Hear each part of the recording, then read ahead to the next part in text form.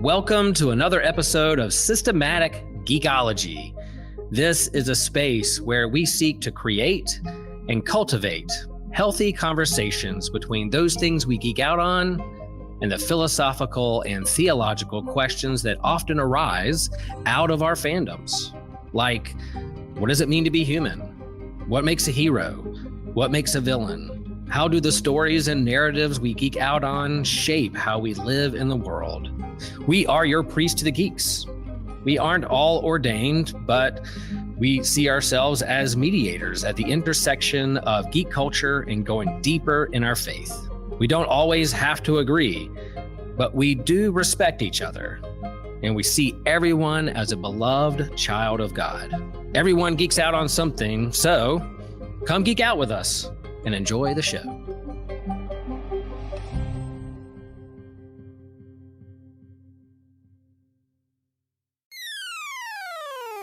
You're listening to an Anazao Ministries podcast.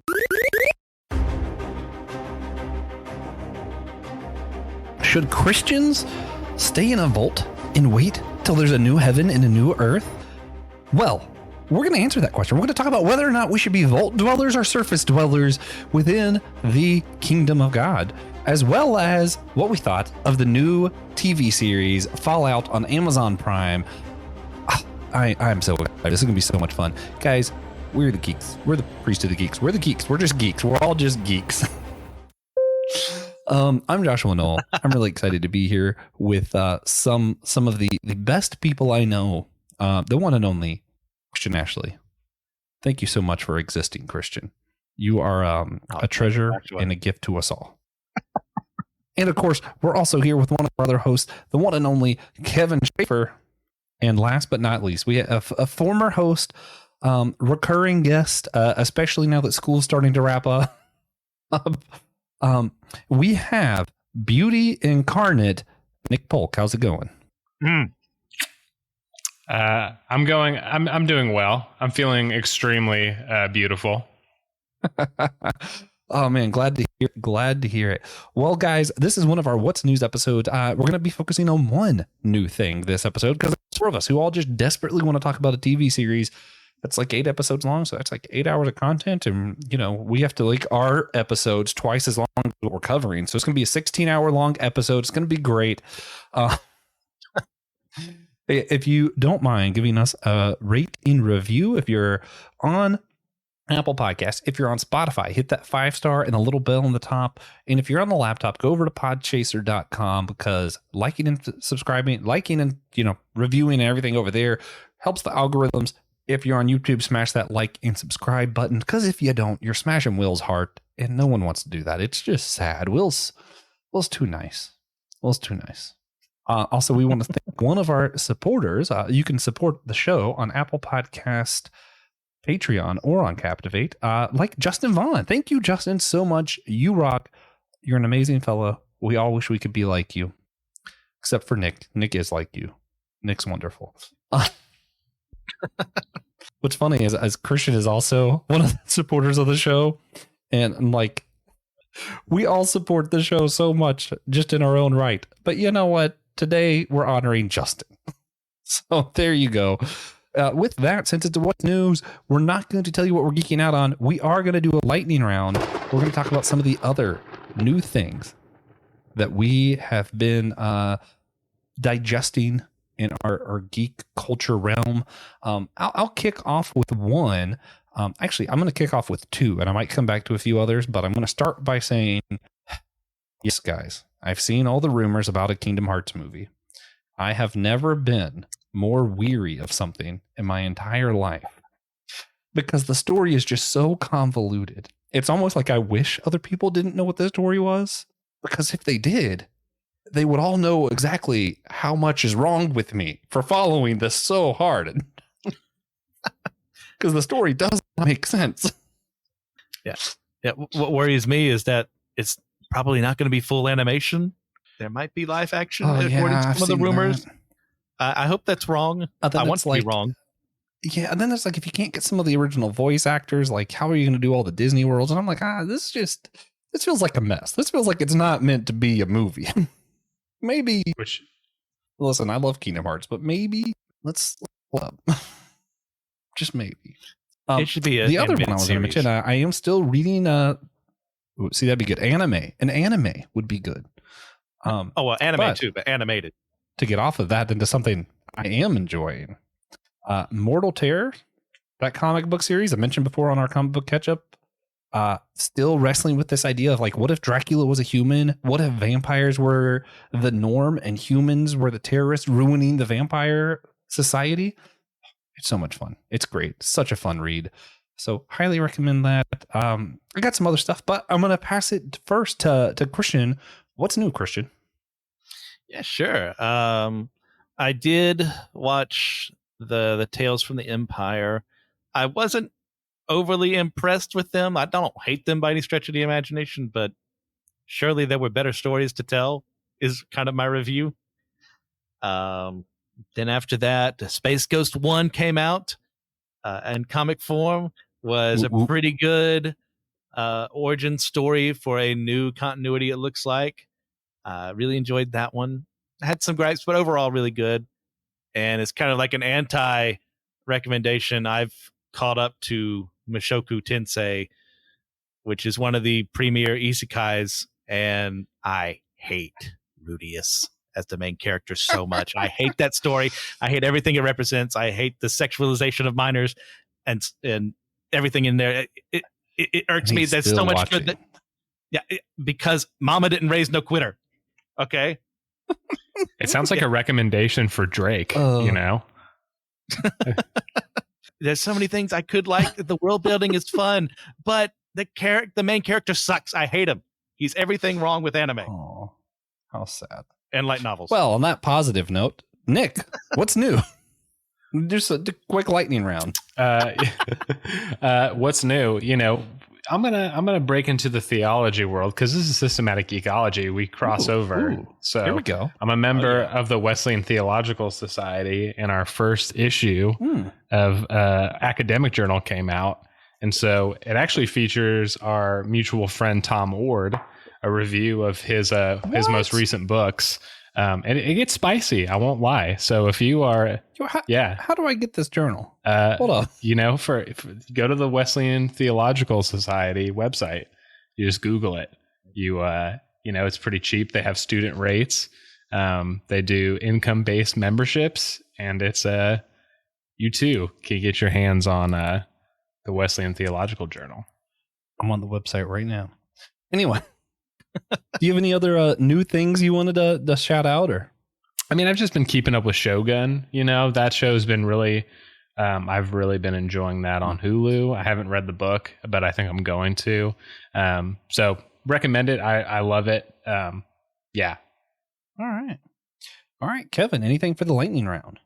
Well, I went to Free Comic Book Day on May 4th, and I actually rarely I'll usually pick up the free issues, and I rarely read them because usually they're just kind of like previews for upcoming stuff. But I read them all last night, and the two that stood out the most were Hellboy, which I mean, it's a great. I was gonna mention that too. That one was awesome. I scripted it. It's like him and a fortune teller. It was tons of fun. Could easily appear in like an anthology. And then the other one was Flash Gordon, which I didn't even know that there's a Flash Gordon ongoing coming up, but this was like the sort of like backdoor pilot for that. Excellent. I mean, the art was outstanding. Really good writing. And I mean, I'm a huge fan of the Flash Gordon movie from the 80s. So they're doing both like a re-release of some of the original comics in an omnibus this summer, and then a new ongoing starts in July, I believe. And after reading this one, I'm definitely going to pick that up. Yeah, that Hellboy was great. I also got word, and I'm really aggravated at the timing of this. This is just my complaint to the world, the universe at large. There's a new Scrooge McDuck comic coming out this June that looks so good. Like, it's going to be a 60-page special one-shot. And we just did our Scrooge McDuck episode, so I just read like a ton of Scrooge McDuck comics getting ready for that, and I'm like, dang, I actually love Scrooge McDuck comics, and here's a new one coming out. And Scotty Young's doing one of the variant covers, and he's going to be at HeroCon this year, 3 days before it releases. So I cannot get it signed. Oh, and I am so sad. I'm like, man, if this was just like literally 1 week. Anyway, Kevin, also while we're in the lightning round, did you see that new trailer for The Boys season 4? I do not watch The Boys. I know. I like. What? Yeah, Who is I it know. that watched The Boys? Kevin likes good fiction. Yeah, like I tried getting into it several times. I love The Boys. And I know it gets like way better, but yeah, I know that's one of the big like people are surprised when they find out I'm not. I've been there, but I mean, I know it gets like better and better. It's just like that was a Christian and I were talking about that last year where we were like much rather watch My Adventures of Superman than The Boys. That's just me. Oh yeah. It gets. Which I did that trailer for My Adventures of Superman. Oh, yeah, that looked good too. Nick raised his hand. Nick, you're The Boys. I love The Boys, and I've talked about it with Christian. It was like me and Nick. I am all about the cynicism. Give me the darkness. Show me that there's no hope. You know what I mean? That's what. But it looks like there might be some hope in season 4. There could be some hope. Yeah, that's the only thing that could be wrong with this season. Getting into it, I know this is gonna be a whole episode, but like that was it was like too cynical and like just kind of like over a bit. But I know it gets more nuanced as it goes along. So maybe one day I might get into it. I really appreciate the point. And this is where I think we should do a whole The Boys episode at some point. Maybe just me and Nick will just talk about The Boys at a Theology Beer Camp, which you could use our code. Geekshire. Is it Geekshire? Is that our code? All one word? I don't know. It's in the show notes. It's in the description below. You can find the code. You can go over there, get a discount, hang out with us. Nick, what's your code? You're going to be there representing the Tolkien heads. You know, I appreciate it, but we're on Systematic Geekology. Do the Geekshire. You know, if you want to come to my Substack, which is Tolkien Pop, I have my my discount code. So come hang out with me on the internet. Unfortunately, you can't like collect all the discount codes and use them together. Right. That would be great, like the Infinity Gauntlet, but promo code. Like Infinity Gems. Ooh. But yeah, no, I saw the trailer for The Boys. I thought it looked really good. I am excited for that. Yeah, I really like the point they make that power corrupts, and absolute power corrupts absolutely, and to just watch it and then show that it's not just about superhero powers, but they show like the religious, the politics. And I'm like, oh yeah, it's so good. Anyway, I just like to show the world what's wrong with the world and be like, see, we're all awful. And then once I've established total depravity, they're like, oh, he's going to go with Tulip. And I'm like, nah, I'm an Arminian. And they're like, what? And that's just fun for me. If there was only someone to go out and learn the world is bad. Oh, wait, I live in the world. I don't need to be reminded of that. Great lightning round. Perfect. Seamless transition. We're talking about Fallout. I'm sorry, I gotta clutch myself for a minute. Sometimes I'm just too silly. But here we are talking about Fallout. It's gonna be great. It's gonna be fun. I gotta start with what we gotta start with what the show is, what the series is, and our relationship to it. Like, when did we all first encounter Fallout, either as a game, series, concept, anything like that? I'll start. I actually, my roommate in college was borderline obsessed with this. Christian might know him. Shout out to Zeb. Zeb, if you're listening, you rock. Oh yeah. He played Fallout regularly. And me being the way that I was raised in a vault where no movies or games that had more than one swear word existed. So I didn't know about anything. No. So I really did. I didn't know any of this stuff. So I was introduced to a bunch of stuff all at once. And I still to this day, for some reason, get Fallout and Borderlands confused. So at one point, I thought that I played all the Fallout games. And it turns out that it was Borderlands that I had played. And then once I started seeing Fallout stuff again, I was like, oh, wait, that's the thing that Zeb played. That's why when I played it, it seemed nothing like what he was playing. Because it wasn't the same game. If anything proves the American problem with reading comprehension, it's this discussion right here. Anyway, I did, once I finally did find Fallout, I've played a little bit of 3. I really enjoyed it. I've never done too much in the games, but the show came out. I had to watch it in honor of Zeb, and I was like, oh, shoot, it was so good. From the very beginning, I got like halfway through the first episode. This was what was sad. I got halfway through the first episode, and I was like, this is too good. And part of it, like the Vault stuff and everything, it was given off that that one Harry Styles movie, you know, where they're like in a cult that's like all 50s kind of theme stuff. Maybe y'all don't know. I don't know what it's called. I haven't seen that. I think it's like Don't Worry, Darling or something. It sounds interesting. Anyway, it's good. But it was getting off those vibes. It was a movie my wife liked, and I was like, oh, I'm going to get her to watch it. And she just did not like the show. And I'll get into why later. So I had to watch it alone. But I loved it. I really thought that everybody would love it. So that's my relationship to the game and then the show. Christian, let's do relationships first. What is your relationship to Fallout? Yeah. Well, I have this roommate. We'll call his name John Erdley, for the sake of giving a name to a person. He may be a host of the show. And he owned Fallout 3 without the Broken Steel DLC, where they overturned the very terrible ending of that and changed it. So I played the game, was really enjoying it, got to the ending, hated it. I bought the DLC so I could have the actual canon ending to the game using John's account. No. I used my account. That's what it was. And got it there. Then he had New Vegas as well. I played that. Really enjoyed it. Fallout 4, when that came out, I was there day one. In fact, that may be a recommendation along the way when we get to that portion. So, yeah, I would love looking in the history of the lore here. I haven't played the original games. That isometric stuff just isn't for me. I think I've talked about this before on the politics episode we did for Fallout. But, that's just not for me. Yeah. All right. So, Nick, what's your relationship with Fallout? Have you played any of the games, or is the show your first encounter? What's up with Nick and Fallout? So the first encounter I had was probably when Fallout 3 came out. I want to say I was maybe a senior in high school, maybe a junior, and I went to a friend's house, and we were actually going for a youth Bible study, and no one showed up, and me and him just played Fallout 3, and I was like, oh, this game's pretty cool. And I was more of a platformer guy, but around that time was when that sort of genre kind of was dying, and RPGs were really big open world games were starting to really take off. Mm-hmm. And then Skyrim came out and just blew up, the gaming scene.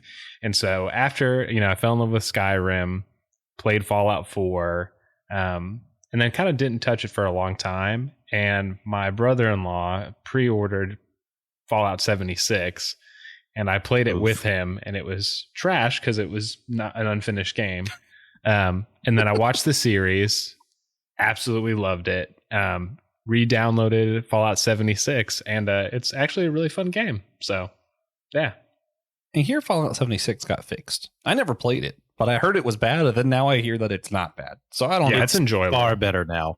Yeah, no, that's good stuff. Good stuff. I'm going to wait to get into my opinions on other stuff. And we're going to ask Kevin. What's your relationship with Fallout? You ever play any of the games, or is it just the show?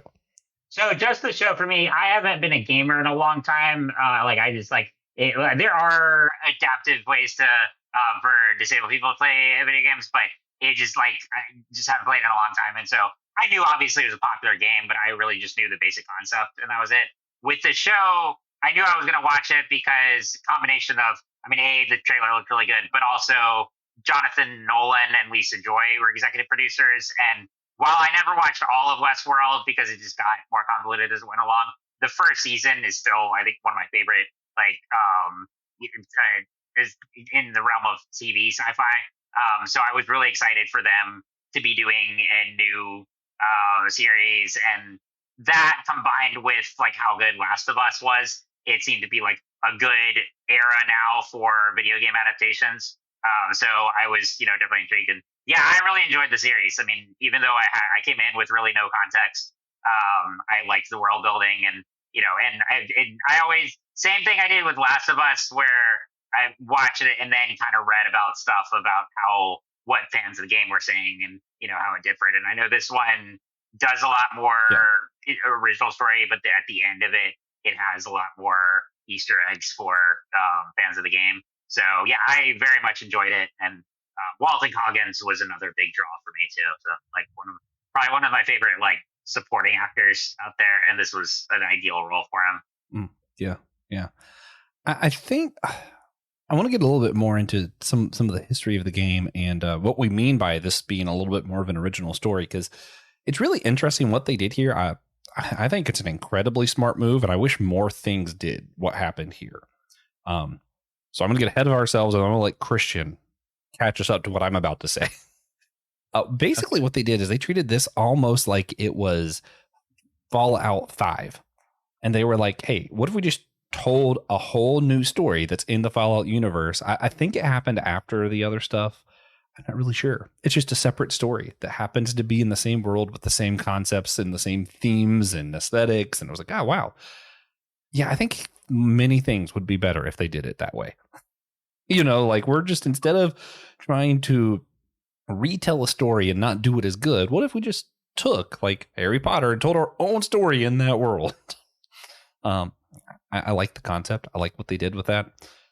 Christian, catch us up. What is Fallout? How, like, could you just, from the beginning, what are, like, I know you've talked about on other shows, but what are the games about? What is the show about? Just give some context. Go. Yeah. Basically, in the not too distant future, 2077, we get to this point where a war is happening between America and China. America has annexed Canada. China invaded Alaska. We've managed to beat them back. And suddenly, nuclear bombs go off. Who set out the first bomb is a huge mystery of the franchise, and this show kind of plays with it in a different way than people were expecting. So there was some outrage over that, but that's fine. We'll get there. So the first game kind of takes place, I think, 100 years after the bombs first fall, where you're in a vault, which is where a lot of people were sent based on different recommendations on age, sex, natural talents, or just things that connected people. And I think it's the first game where your water chip is messed up, so you have to go and find another way to fix it. And then 2 is kind of a similar premise, not too long after the events of 1, where we start seeing the West Coast start to revitalize itself. We learn that there's a hidden collective of the U.S. government called the Enclave Left Behind, who is trying to remake America in their image, from the ashes, and you fight against them. There's tactics in Brotherhood of Steel. I think there's some limited canonicity to them, so I'm not going to focus on them.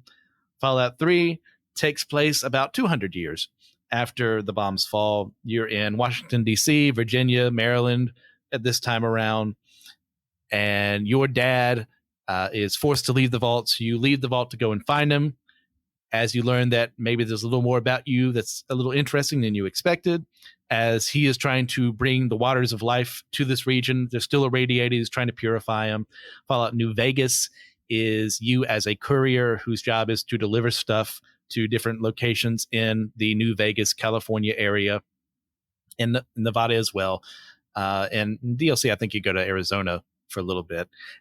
And you find out that there are 4 different factions vying for control of the area, and you get to choose whether you become that 4th faction or you join one of the other 3. Fallout 4 is about a little over, I think, 210 years after the bombs fall. You end up in Vault 111 at the very beginning because you are a pre-war person, well, pre-bomb person, and you either the husband or the wife in this scenario. Your wife is murdered or your husband is murdered. Your son is stolen from you. You're put in these cryogenic tubes, and you find yourself 200 years plus into the future. Now you're tracking down where your son is at. Now the series itself, you want me to just go through all that? Is there any questions, elaborations anyone wanted? I think we're up to date. So basically, big nuclear war. All the games happen post-war with ramifications of how people were stored in these vaults or things were preserved throughout this nuclear bombing, and then 200 years ish of radiation. Introduce us to what this thing is before we kind of get into the meat of it. Just basic concepts. What is the Amazon series?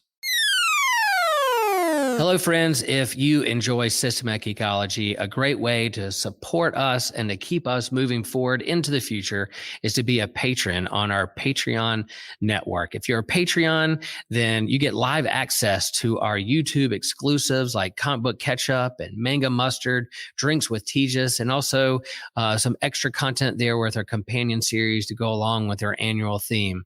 If you're a patron, you get exclusive merch like t-shirts and handbags and mugs. There's also a bonus extra question that has extra content. In each episode, we go deeper into our faith and the questions that we're wrestling with, but we also do this extra question to jump in and share about, and patrons get to hear how we answer that question. There's discounts on our store. You get access to any future online D&D campaigns. You can easily access all of our Patreon content through our Spotify page where it says exclusive content for subscribers. That could be you folks. And all that being said, you get the satisfaction that you help us keep the lights on and keep us moving forward with our software, our marketing, our equipment, staying current in the podcast game. We love Systematic Geekology. We hope you do too. Support us moving forward. Thank you for all that you are. We know there's a lot of great choices and content out there, and you choose to listen to Systematic Geekology. Thanks, folks. We love you. Peace. Okay. This takes place about 9 to 10 years after Fallout 4, where we're on the West Coast once more. We start with our main character, Lucy. She is a vault dweller who is about to get married. There are these 3 vaults that are introduced in the series, Vault 31, 32, and 33. And she's supposed to marry someone in the other vault, for genetic diversity's sake, because, hey, there's only a select group of people. It's going to be hard. Eventually, inbreeding is going to happen. You don't want that to happen. And in the process, they learned that the other vault, I believe Vault 30, I think they're 33 and the other vault was 32, had been taken over by a gang of raiders. And she is tricked into a marriage with one of the raiders, ends up having to kill him to get out of the scenario, finds out that there's probably something about the world. Oh, her dad gets kidnapped in the midst of all this. And he's seemingly just this normal Joe who is a good father. And we'll get to that later on. And she goes out to the surface where she finds that her naivete is not exactly appreciated as she meets 3 other characters. We have Knight Maximus, who is part of the Brotherhood of Steel. Their whole shtick is that they make sure that technologies doesn't fall into the wrong hands. Sometimes they get a little too elitist for their own good. We're at the elitist section of their history at this point in time. And he's been tasked to help this knight who dies. So now he pretends to be him, to find this Enclave scientist who has information inside of him about a fusion reactor or something like that, if I remember correctly. And to get him, that's where we meet Dogmeat, one of many Dogmeats you'll find in the different franchises, who ends up allying with our heroes here. And we also have our boy, the Ghoul, but his actual name being Cooper Howard, who you find was actually around before the bombs. Yes. And has kind of become the antithesis to Lucy in that he's endured a lot of hardship, and we'll learn exactly why he is the way he is later on in the series. And there's this whole thing of where the head of that Enclave scientist is kind of like our MacGuffin for the series, because a lot of Fallout shenanigans happen and dismemberment happens along the way. And there's that. Oh yeah, man, it was so good. Even honestly, even the episode 1 for me, because I haven't been entrenched in the games that much. I played a little bit of 3. I was even shocked when it was oh, this person she married, boom, raiders, and everyone just started dying, and I was like, oh, all right then. That was the point that I turned it off. I was like, I think my wife will love this. She did. That's funny. Yeah. You know what? You know why Tiffany said she didn't like it? Like one of the big reasons she gave that I thought was really interesting, and it once she pointed it out, it made the rest of the show really hard to watch. But I still loved it. I still enjoyed it. But it does take some points off when I do my rating. The transitions are really hard. They don't have someone walk away and it slowly transitions to something else. It's mid conversation ends, boom, we're all of a sudden in a new scene. And I was like, oh yeah, I'm ADHD. I don't notice stuff like that because that's just how my brain works anyway. That was a hard transitions.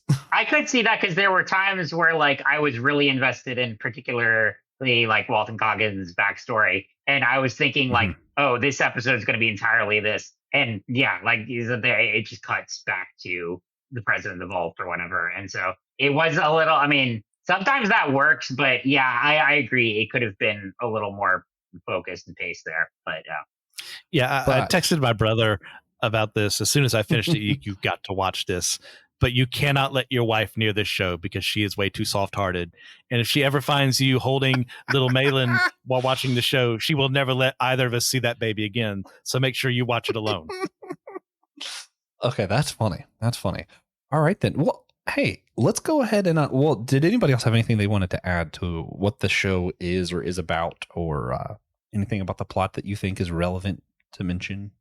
We're all satisfied with Christian's work. Good job, Christian. Yay. Good job, mate. Oh, man. So with that, let's go ahead and do our rating and reviews for this. This one's hard, so I'm going to make somebody else go first. Kevin, what would you rate this? 0 to 10? Out of 10, I'd probably get definitely a high, like 8.5 or so. Still really, really good. I agree. The pacing was a little bit off at points, and there were times I'm like, okay, I'd rather go into this story. And having no backstory with the games, like, it's interesting hearing Christian's description too, because like, some of the things I was like, what's going on here? So there's a little bit of that. It does, I think it's a series that it's rewarded on rewatches, so I probably will watch it again at some point.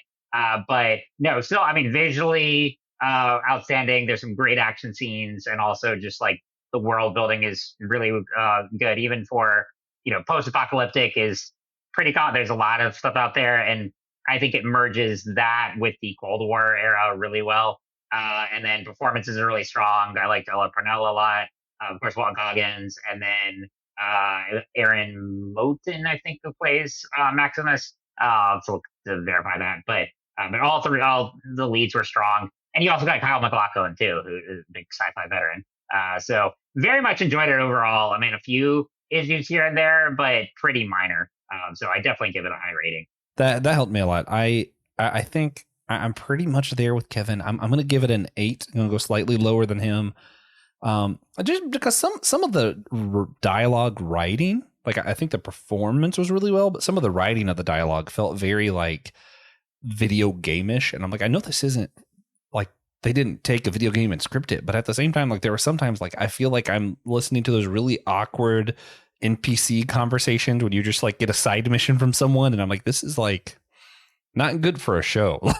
Like I don't know about that. But for the most part, the acting was great. The fighting, like the action scenes, fantastic. It was gruesome. It was shockingly so, but not like as overdone as like The Boys or something like that. So I was like, it was pretty nice. I really liked the Brotherhood. I thought it was interesting. I thought the Volts were interesting. And the music choice, fantastic. I literally I have that listened all the way through to the Spotify playlist that is based on the show twice now. I think it's great. So that's where I'm at. I really enjoyed it. I'll get into some more of the specifics a little bit later, but let's throw it to Nick. Nick, what are you thinking? 0 to 10?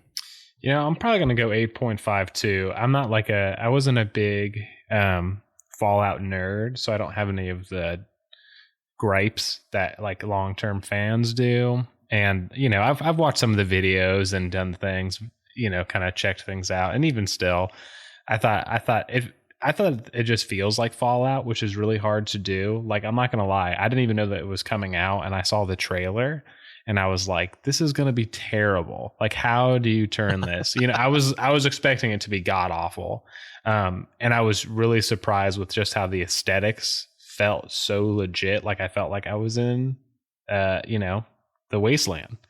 And had a good time. I think the only thing is just some of the stuff is it's sci-fi, it's Fallout, like whatever. But there's some stuff that even for Fallout, it's a little far-fetched. Howard Cooper and how old he is as a ghoul. Just in the world, I'm like, really? As a ghoul, he lasted 200 years? Even for that. And I know some of the stuff, there's more to it in the story than that. But anyway, that's one of the few things that there's, even for Fallout, there's still some of the stuff where I'm like, that's a stretch. But that's why. No, I was gonna say that's why whenever you get your Coca-Cola, you need to make sure you store it near a nuclear factory so you can get Nuka-Cola, because that radiation will make you live forever. Right. It's like superpowers. Yeah. I love that they actually had Nuka-Cola. I was like, yeah. That just like for some reason that was just one of those things I needed to see in the show. I don't know why, but I wanted to see it, and I was glad I did. Christian, 0 to 10, where are we at? I'm gonna rate this the highest. This is a 9.5 out of 10 for me. They nailed the aesthetic of Fallout, like some people have mentioned before. It's got the music, it's got the atmosphere, it's got all the factions you're expecting on this side of the country. Am I happy with everything that happened? No. I have some gripes with some of the lore they're messing with, but at the end of the day, the story they told is really solid. There is so much more for season 2 to come along and continue being as great as this first season was. Like the set design and everything was perfect too. The way they made the I think it's the T-60 armor look magnificent. It's almost in the same way, they made the Mjolnir armor look magnificent in Halo, but that's about the only good thing about that show. On this, on the other hand, there is plenty to love, because at the end of the day, it's not a video game in Fallout, but you could play this game if they actually made it. Oh yeah. That was one thing I was worried about. Was I really kind of thought that when this ended, it was going to just end, and if there was a new season, it was going to be like, how they do Fallout games, it'll just be a whole new story. And I was like, I love these characters, I don't want it to just end. So I'm glad it didn't do that, because these characters are great. Yes. Speaking of which, now it's time. I'm going to ask everybody to list a favorite character, a favorite scene, and then a favorite fight or a favorite baddie that like they had to defeat. I'm gonna start with my favorite baddie, because I loved the fighting, like all of the fighting and stuff with the Gulper, where he just looked like a giant salamander. I was like, this is great, fun time. I enjoyed it. When he finally got defeated, I was like, oh, that was gross. Nice. the little boy in me was very happy with that. Favorite character is Lucy. I don't usually like picking main characters, like it feels too mainstream or whatever, but I'm like, I loved her. Like, shit, for me, she's the right amount of like perky fun that's still enjoyable without like, any more. And I feel like it goes to like one of those characters like a la Pinkie Pie, where you're like, that's too much, chill. She was right there on the edge, which made it good. And also, there's just the relatability of that whole naive and not really knowing what the world's like and being thrown into all of it. And it's like, oh yeah, sometimes the world is like way darker than you could possibly have thought it was. And I'm like, yeah, with my own background and going to UNCW and then going to all the other places and Charleston and some of the like blatant racism and stuff I've seen in Charleston, I'm like, yep, nope, this is a really relatable character. Like, I get it. I truly did not like, this is just like a side random antic, but like, I won't tell some of the racist stuff because it involves words that I'm not willing to say.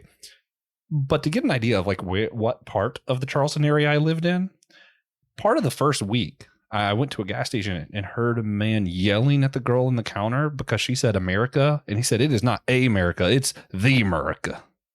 I was like, all right. Well, that's where I'm living now. So, yeah. The America. Yeah, true story. Fun times. The America. Yeah. So anyway, those are mine. Oh, wait. Did I do favorite scene? No. I didn't do favorite scene. So favorite character, favorite fight. Favorite scene is a little bit harder. You know what? Actually, I think it's when Lucy goes back to the ghoul the first time and gives him the stuff. I can't remember what it's called that keeps him from fully turning. Like that small little act of mercy where she's like, hey, golden rule. And I'm like, yes. There's just a lot of satisfaction in that moment for me. It was nice. Let's do Christian next. Favorite scene, character, and favorite fight. My favorite scene would be pre-bombs, where Cooper is just sitting in the office listening in on what his wife is doing with all these other people in Vault-Tec and Robert House and these other representatives of Bohemians. They're just conducting business, and the entire world being destroyed by nuclear fire is their business. Does that make sense for capitalism? Not really, but this show is doing its own thing, and that's that. But the the weight and the turmoil of emotion going on in his heart. This woman that I thought that I knew, this is what she's actually about. Well, no wonder he left her behind at the beginning of the show. It's where he's taking these dead end party jobs just to make a living when he used to be this famous actor. He can't live in the world that they're trying to create because there is still good in him. Man, and then to see him become the ghoul, like, yeah, looking back, that scene just holds more weight. The more, like, after you've seen it and you think back on it, it's like, oh, okay, sorry, didn't mean to interrupt you. No, you're good. And well, I'm going to throw him as my favorite character too.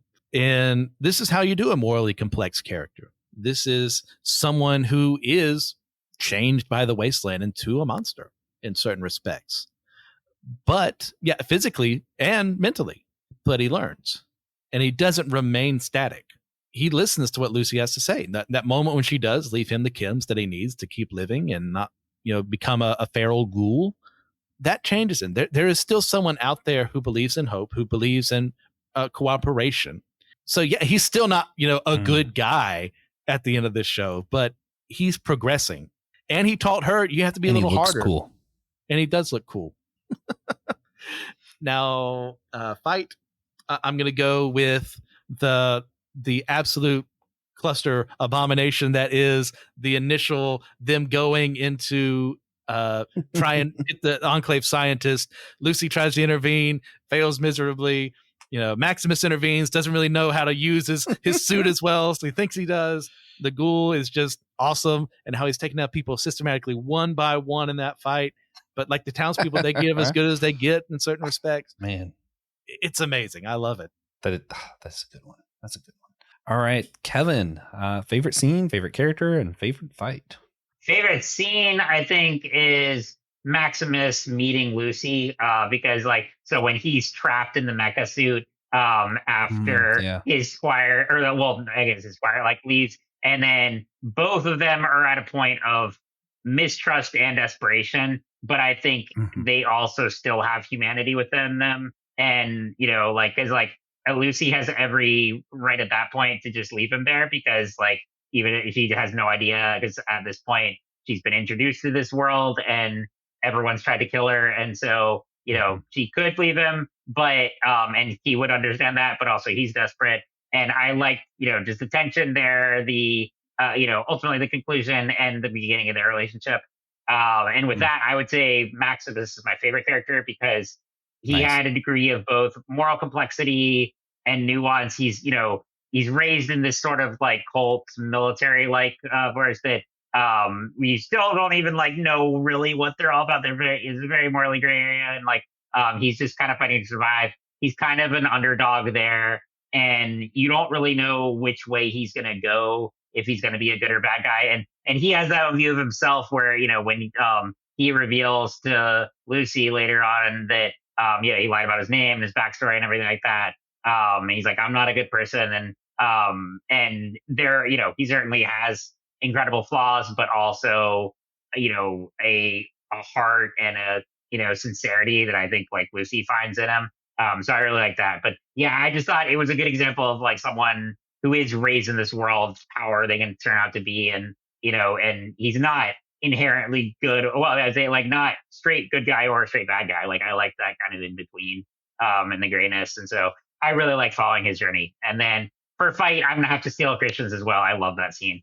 It was just that was a perfect Western action scene. It was great seeing the ghoul unleashed there. I love the town and the aesthetic there.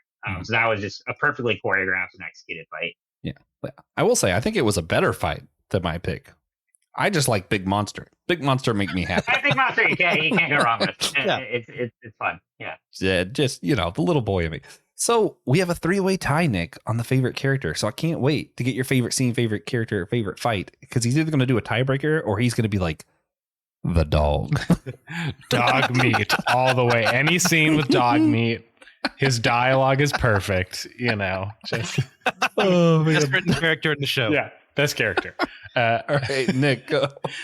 Favorite scene is I love when Lucy and the ghoul are at that lake and he's trying to get the head or whatever, and she's like, what about do unto others as you would do to them? And he's like, yeah, there's another rule, thou shalt get distracted by random BS every GD day. And I was like, that line is amazing. Like, hilarious. Perfect encapsulation of playing the games. Oh my gosh. Yes. It was great.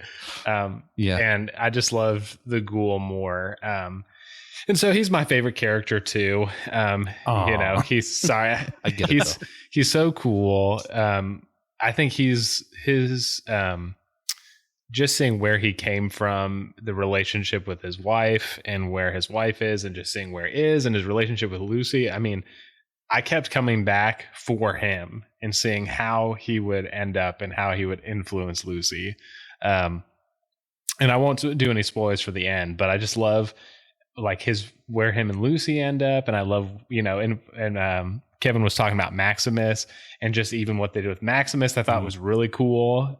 Just because I thought it was going to go in a different direction, and you're like, oh dang, we don't know what's going on with Maximus. This is cool. Yeah. So, just my favorite fight, I think, is Maximus and Thaddeus. I thought it was hilarious. Like when Maximus reveals himself, because he's like, oh, me and Thaddeus are like getting along right now. And it absolutely goes the wrong way. And he accidentally crushes Thaddeus's foot. He gets the fusion core taken. It's absolutely hysterical. Yeah, my favorite. Yeah. I like the funny fight. Yeah, it was funny because the scene. I mean, I'll say the best fighting scene is the one in the town in Philly or whatever. But my favorite one is the Maximus and Thaddeus because it's so great. Yeah, I like Christian and Kevin went with like the best choreographed fight. Yeah, I went with big monster. You went with haha laughs. Exactly. Perfect. There's a good variety. That perfectly encapsulates our group here. Oh man. So with that, you guys know Systematic Geekologist, we'll like to do the geekologist compared to geologist and how we like to dig in a little bit deeper. And Nick mentioned before that quote. I actually that's going to be part of what I really want to talk about here.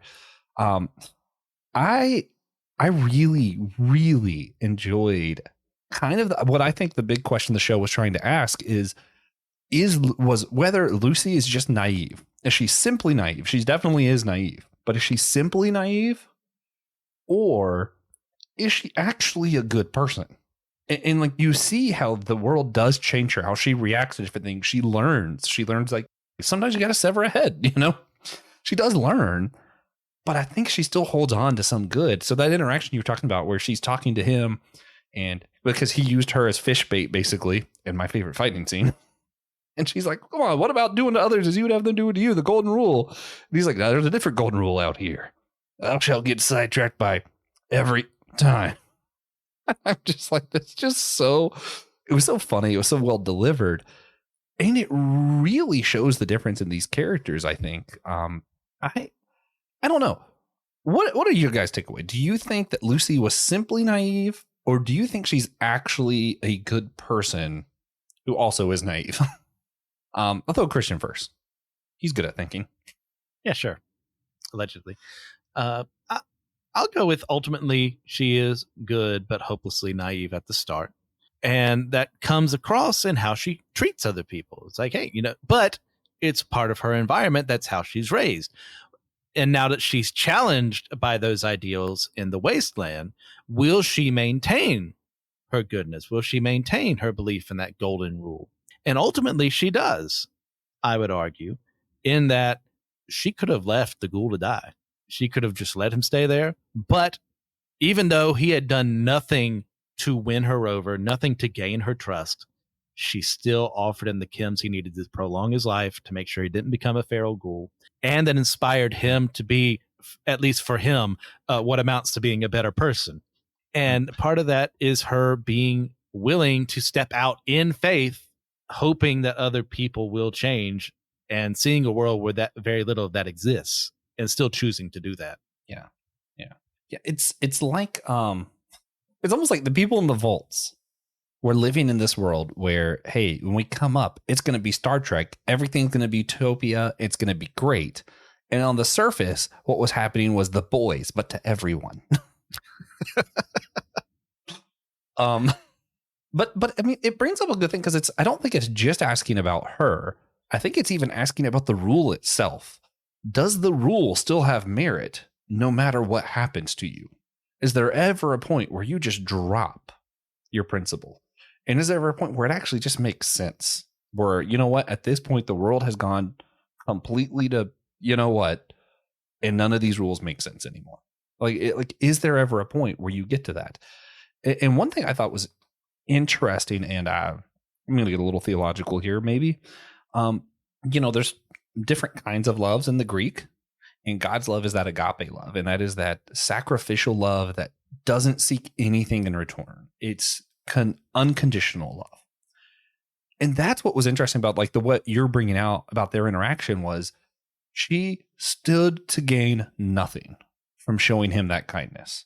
He had done nothing to earn that kindness. So in my mind, that was a moment where, I don't think she's a Christian. The show's not trying to depict that. But to me, that is an act of agape love. And I'm seeing that at that moment going, this is what the show's asking us. Is mercy, kindness, love good on its own? Or is there a world that's so dark that it doesn't matter anymore? Nick, how do you wrestle with these thoughts and questions? Yeah, I think I'm with Christian, where she's hopelessly naive at the beginning, but ultimately is good. And, I really like that you brought in agape, just because I think that, this fallout is definitely just a reflection of what we're dealing with in the 21st century, with how much information we have, technologies, advancement. And I think the show just continues in the Fallout storytelling tradition in 2024. Just lots of questions. And I think that, with good storytelling to a certain extent, there's caricatures of certain ideals, right? So there's like capitalists and communists and, militarism and all these things that are like taken to these extremely nth degrees, and to critique them.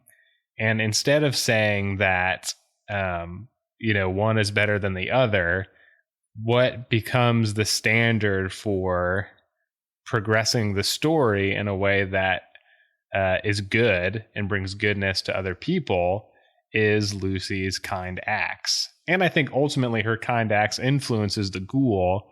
And I think there's this, and I love that he's like an outlaw and he was this cowboy actor, because it falls into like this, they're both outlaws outside of these factions, and they're trying to figure out this way, which is driven by love, right? He wants to find his family again.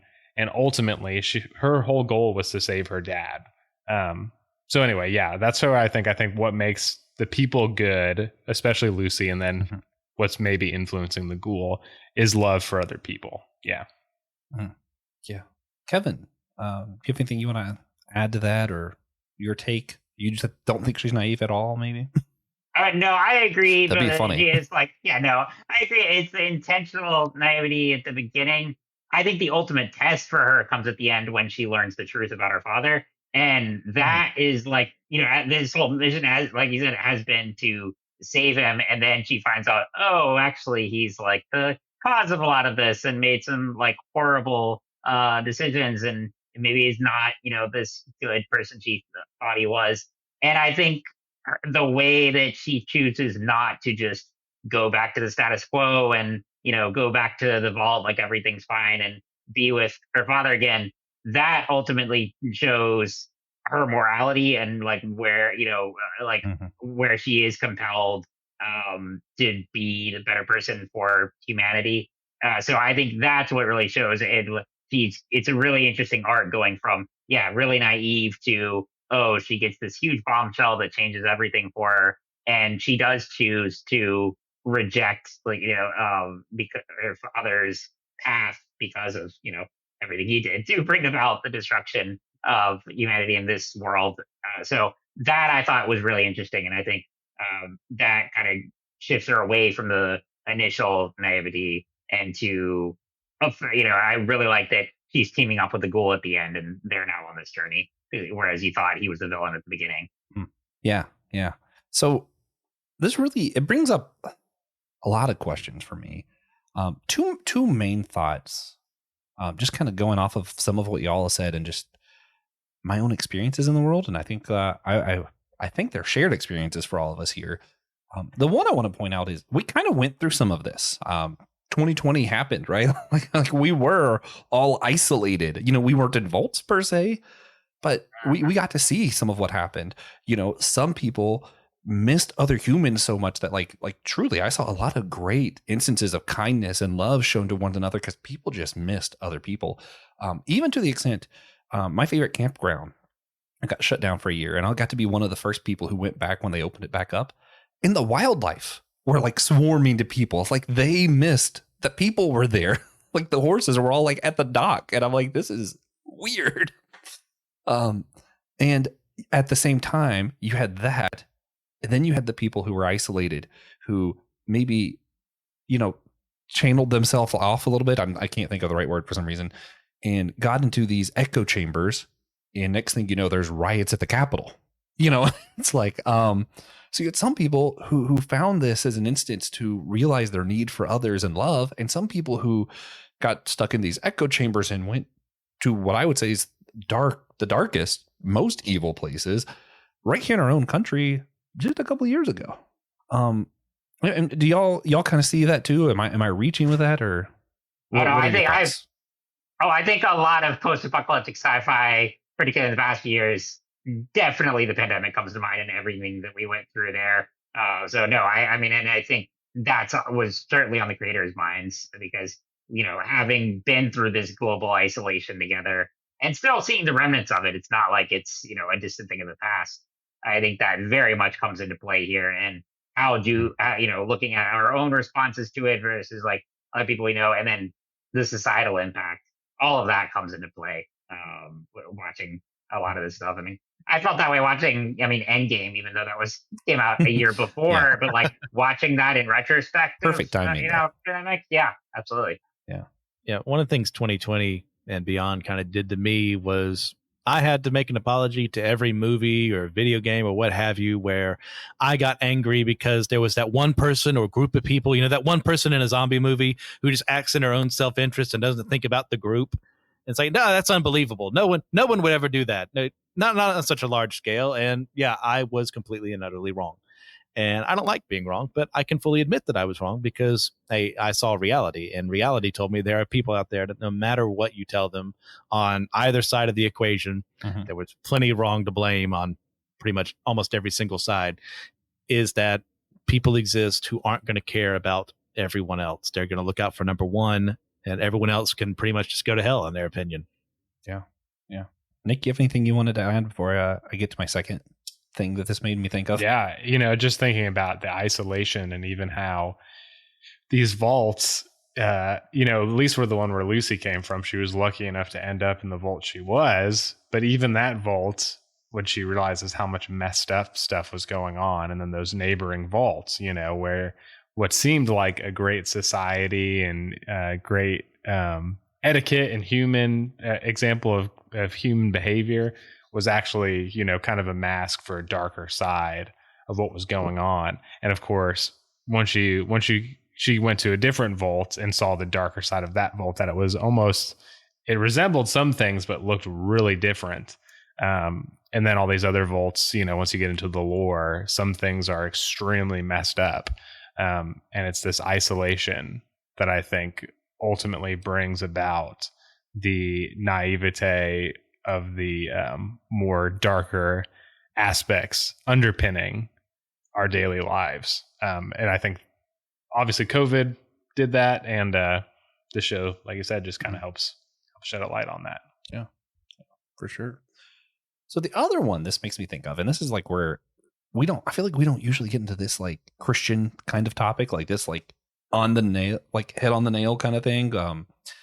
But it draws me back to like early Billy Graham, where we were at a point in American evangelical, or not even evangelical at the time, American Christian culture, Protestant culture, I guess I could say, where there were a lot of fundamentalists and a lot of people who were becoming more and more progressive or more liberal.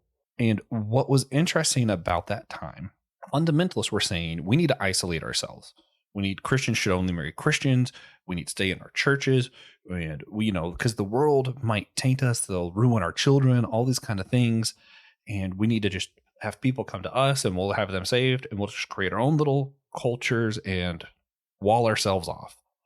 And then, the progressives were doing a lot of stuff of like, which is funny because a lot of it I kind of do agree with, but, they have stuff of like, starting to do away with inerrancy, questioning all these like classic doctrines. And what Billy Graham did, which again, I'm probably closer to the progressive end these days, but I still think this is an interesting just kind of layout. Billy Graham he liked the traditional values, the traditional teachings, but did not like this idea that we had to isolate ourselves. So he kind of helped start the evangelical movement, him, Wheaton, Moody. No, Moody was part of the fundamentalists, sorry. Anyway, some of these groups got together to start the evangelical movement. And what they were looking to do was keep some of those traditional values and teachings that they liked, but not wall themselves off, to be part of culture, to accept science. Billy Graham actually even said he was indifferent about evolution. A lot of people don't know that. I thought that was really interesting. Just throwing that out there. But he liked this idea of like engaging with science, engaging with the culture, but holding to those values. And that's what's interesting here. When I'm thinking about this is that's, I think, an intentional metaphor here, not for Christianity, but for this idea of we can wall ourselves off and we wait till the radiation is completely gone to reintroduce ourselves to the world, right? That's what they're doing in the vault. And I think there's a little bit of a metaphor there of people who maybe isolate themselves a little bit too much. And then some people who are so much part of the world that they lose sight of what they actually care about. And I think that's kind of the dynamic of the game. And it's interesting to throw that onto and look at the own history of Protestantism in America. Christian, thoughts? Yeah. Well, I completely agree with Billy Graham in that regard. If you look in history at any Christian attempt to create a utopia or to separate themselves from the world, well, what inevitably happens is fighting from within, or sin from within being revealed that destroys a community. And it happens multiple times over because, hey, we have the truth, we have Jesus, but we're still human. And what humans do is not necessarily for their own good. They'll think it is, but it causes trouble along the way. So to isolate ourselves is a massive failure of showing love to a world that knows nothing about them. Well, how are they supposed to know if we isolate ourselves, if we don't go out there and talk to them about who Jesus is, why it matters to, believe in him versus, well, they'll come to us, said no one ever who actually believed that. It's not tenable. It's not a good idea. It's very unloving to live your life in that regard. That shows the world, well, they're just going to separate from us, so why should we include them in what we're doing? And that has no place in the gospel. Yeah. I wanted you to go first because I knew you were going to be right there with Billy Graham, because I think you agree with pretty much all the same teaching and stuff as him. I think it's a little more interesting which again, I'm not really sure where Kevin stands on some of those doctrinal issues. We haven't quite talked about it. But I know for like Nick and I, who are like soft universalists, a lot of the stuff Billy Graham taught, we're like, I don't need that. I don't love Billy Graham's teachings. But I do think he was onto something with this whole push against isolating ourselves. Nick, how do you wrestle with this part of the history of American Protestantism?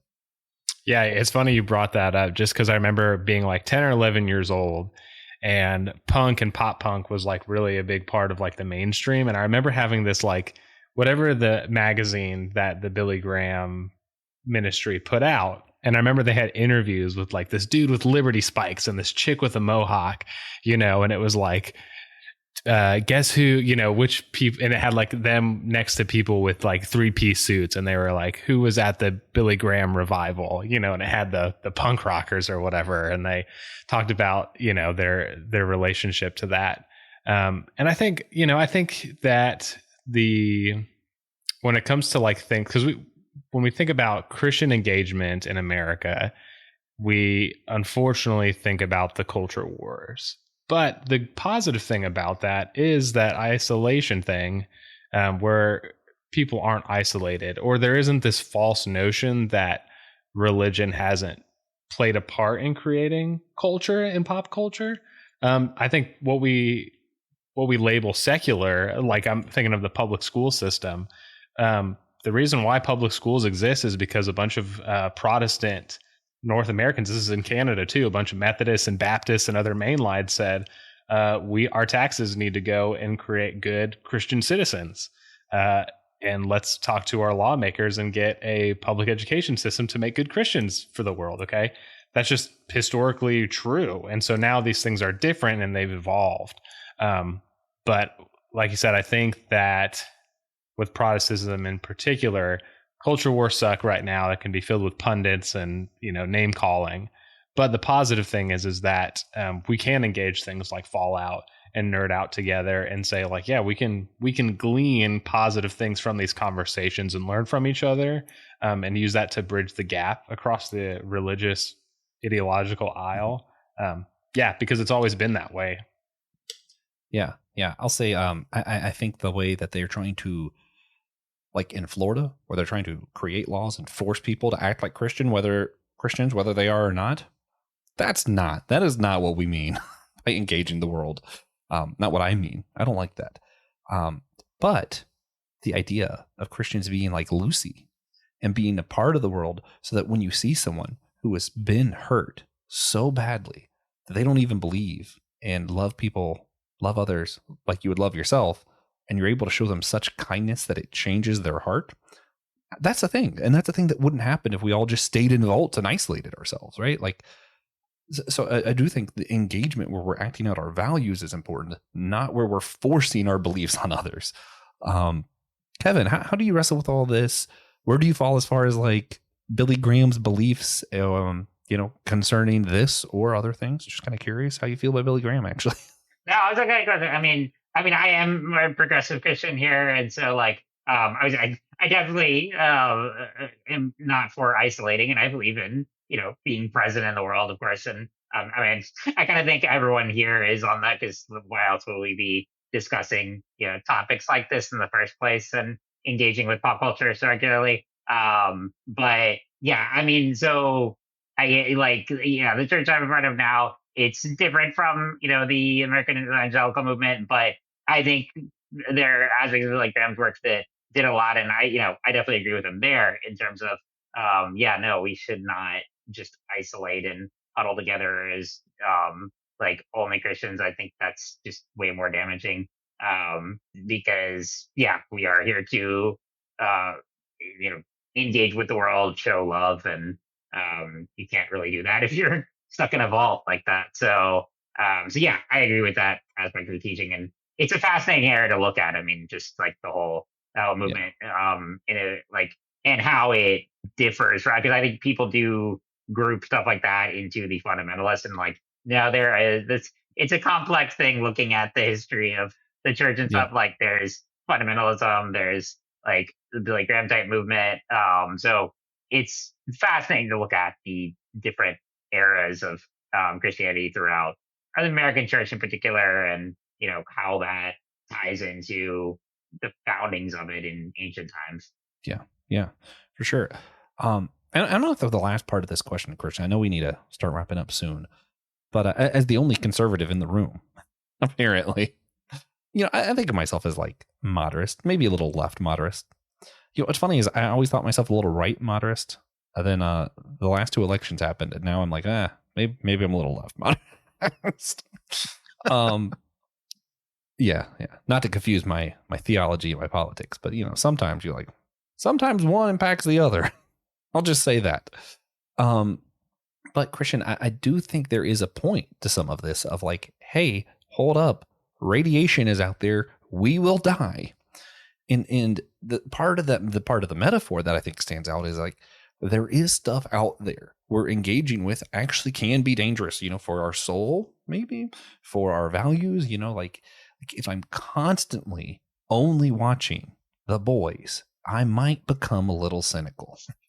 So how much like is there a point where isolating ourselves a little bit makes sense, or do you think we just completely do away with that idea? Yeah.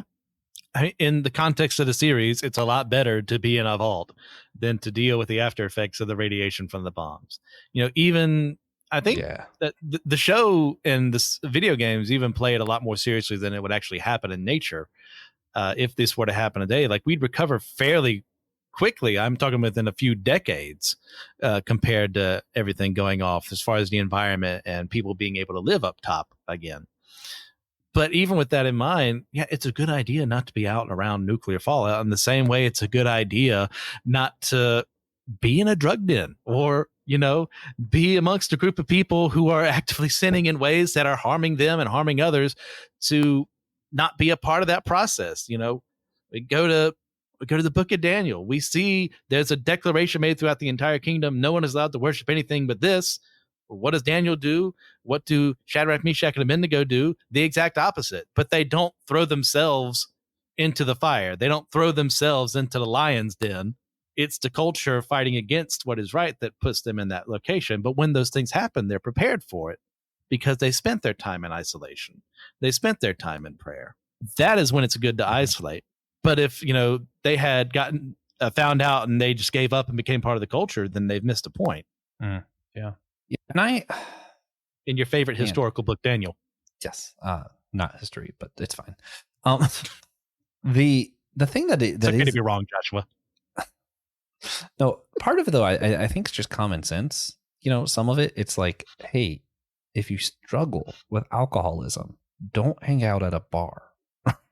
Like, hey, if there's radiation out there that could mutate and kill you, maybe don't go outside.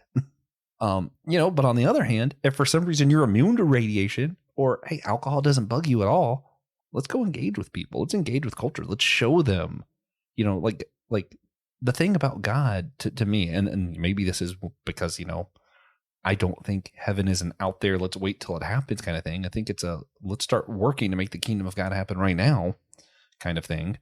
I'm looking at it, I'm like, well, how can I show, the fruit of the Spirit, love, joy, peace, all this to people if I'm not where the people are? It doesn't do me any good to show other Christians that, I've got God's love, because ideally they do too. It's no shock to them. But if you're out in the world and you're doing these things and you're at a bar and you see someone struggling and you help them for absolutely no reason, that's when you can be a light in the world, right? Like, saying a little bit of common sense. I think that's really what it comes out to. Nick, Kevin, y'all have anything to add? I take it back to the pandemic for a second too. Where we literally had to stay home in order to save us, but there were still ways to engage with people, and I think it was interesting timing to go through pandemic like that, where technology was better than it ever was, and we could still communicate with each other. And so that was for me a lot of is like, how do I keep from being isolated when I have to be physically isolated from everyone? So that was definitely a challenging time for all of us. But again, I definitely reflect on that, especially watching shows like this and revisiting these questions. Yeah.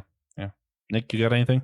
No, I just had not really thought of like the radiation being the things that can negatively affect us, like in the real world, like as a metaphor. I think that's really interesting. I need to reflect on that more. But I like what Christian and Kevin had to say. Some way, I'm sure it relates back to Tolkien. Oh, I mean, I'm everything does. My next 6 degrees of Tolkien. Oh, my next Substack is going to be on Fallout and Mordor. So there we go. Subscribing.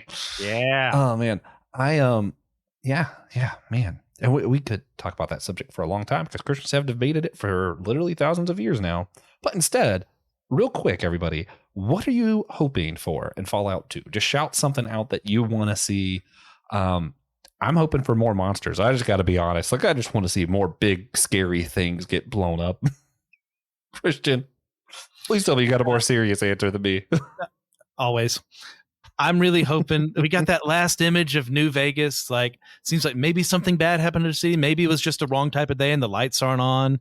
Like, there's some Securitrons just left out there. Like, did they get invaded? Did something happen? Internal conflict? I want to know what's happening there.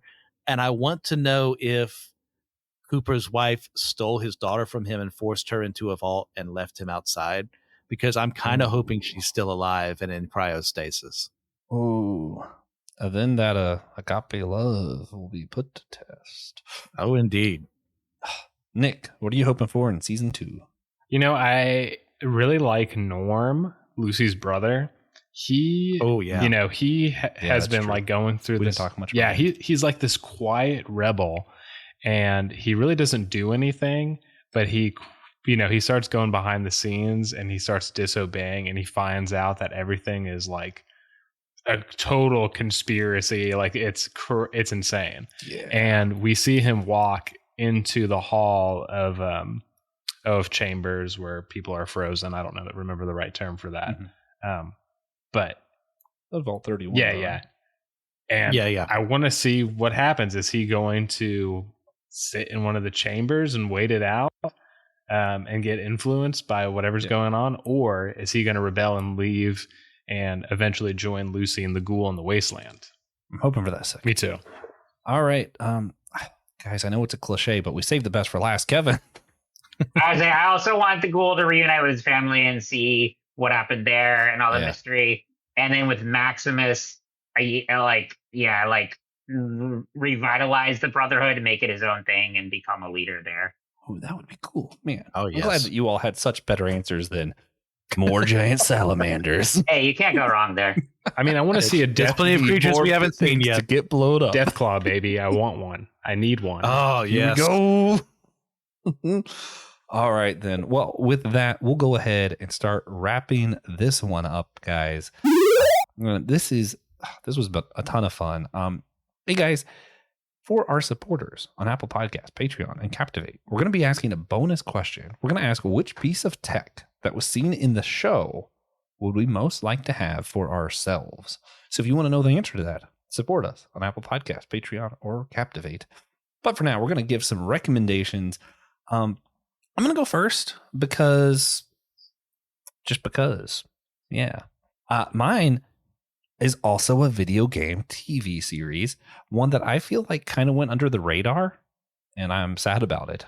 But the Twisted Metal series with Anthony Mackie was really good. It was a lot of fun.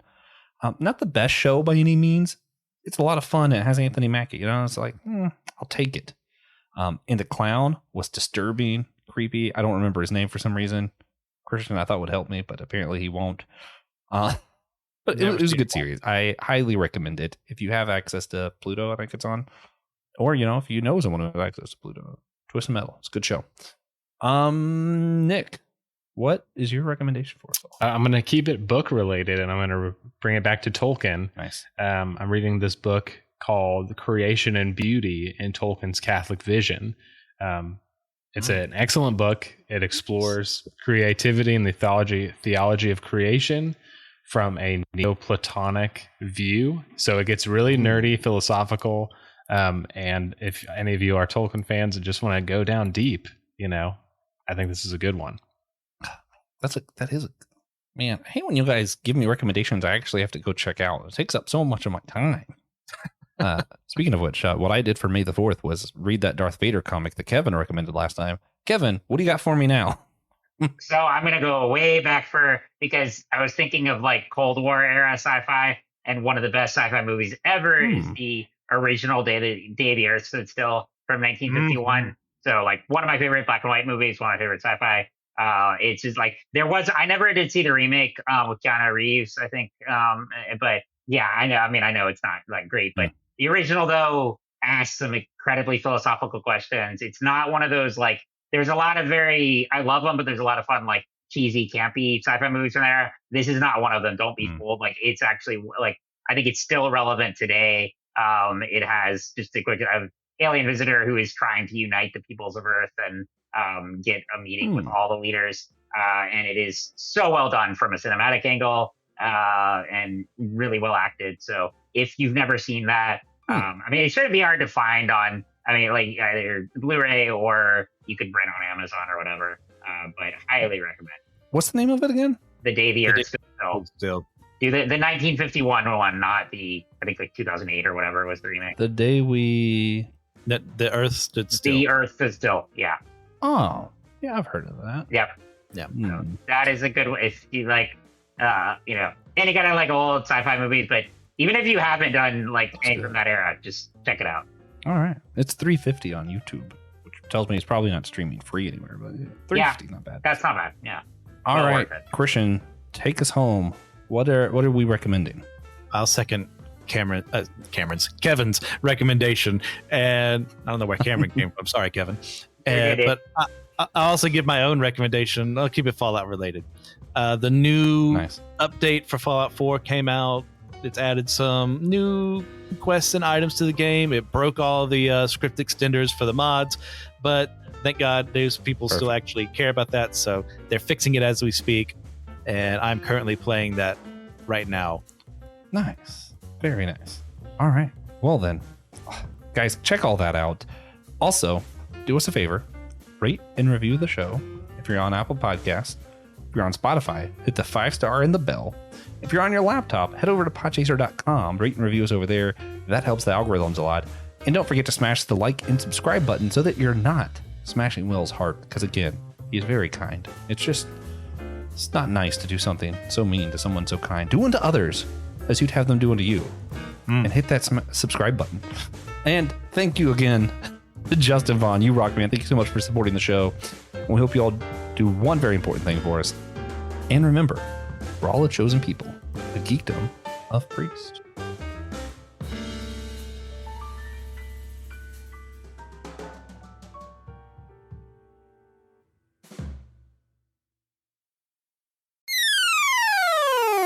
Hi, my name is TJ. I'm here to tell you about the Systematic Geekology shop.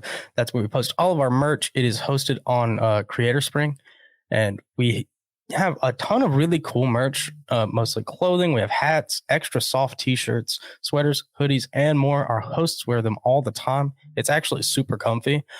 We have glassware, mugs, which everybody loves a good mug. Fill out your cupboard. Get rid of some old ones, which is the part that I never do. That's why I have too many cups. We have cloth bags, posters, and it's really stuff. We like to put our icons on there. We like to put quotes, things we've come up with. And it's cool. It's a cool way. And a lot of it is pretty subtle too, to show support for one of your favorite shows. And my personal favorite is actually our SG dad cap, which I haven't been reluctant to buy it because now I have to wear hats at work and then I get tired of wearing hats, but it's really cool. It's really understated. It is our logo right here. And then it says Systematic Geekology on the back. It's great. It's a really good hat. We have a few of them floating around. Check it out. And if we could all just rock the SG dad cap in public, I think that'd be pretty sweet. Hey friends, this is your pal, Will Rose, and I have some exciting news. Systematic Geekology will return to Theology Beer Camp this year, October 17th through the 19th in Denver, Colorado. And we hope that you can join us. We are part of Theology Beer Camp in Chapel Hill, North Carolina, at my home church in my hometown. And that year, Theology Beer Camp was called the God Pods. And then we were in Missouri, a part of the Geek Stage. Yes, we had a whole entire Geek Stage where we had workshops and speakers and had incredible conversations. And Theology Beer Camp last year was called the God Pods Strike Back. So you kind of see where this is going. And so this year, the theme is the return of the God Pods. And so if you head over to Eventbrite and follow God Pods 2024, or hop over to Instagram, follow it there. And if you enter promo code Geekshire, you see what we did there? Yeah. Wilbo Baggins approves. If you enter Geekshire, all caps, no spaces, you'll get $25 off your ticket price. Geekshire, all caps, no spaces, Geekshire. Yeah, say it with me, Geekshire. Enter that. You get money off your ticket, and you can join us and hang out and drink beer and have great food. And even if you don't drink beer, you can have incredible food and beverages and conversations with your favorite hosts here at Systematic Geekology. The Geek Stage is growing. I'm proud of that, and we thank Trip for this opportunity. We hope to see you at Theology Beer Camp, the Return of the God Pods 2024.